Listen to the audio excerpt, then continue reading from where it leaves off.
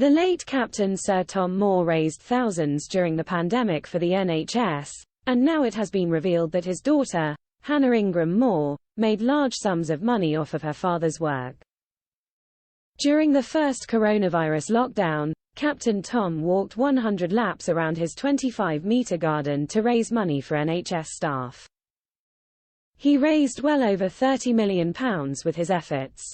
Hannah has now spoken about keeping hold of £800,000 made from 3 books written by her late father. A teaser trailer has been released showing Hannah, her husband Colin Ingram and their 2 children talking to Piers Morgan for his talk TV show, Piers Morgan Uncensored. Captain Tom Moore's daughter Hannah interviewed. The 3.5-minute trailer is just a sneak peek of the interview, which will air in full on Piers' show at 8 p.m. on Talk TV tonight, October 12. In the interview, she said, "These were my father's books, and it was honestly such a joy for him to write them, but they were his books. He had an agent, and they worked on that deal, and his wishes were that that money would sit in Club Nook, and in the end, Piers jumped in, for you to keep?" To which Hannah replied, "Yes." The clip also showed that Hannah said there was, absolutely, no mention of the proceeds going to the Captain Tom Foundation. What else does the trailer show? Another short clip also teased that since stories have broken about the scandals involving the family, they have received death threats. Hannah said, "There is a forum. They were all discussing how they were going to come and kill us all." Hannah will also been seen explaining that the furore has been utterly devastating for the family.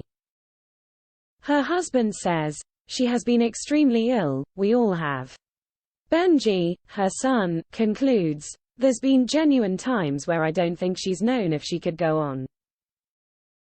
The interview is set against controversy around a renovation at the family's property involving her father's charity. Hannah and her husband were accused of using her late father's charity to secure sign-off on a huge pool house.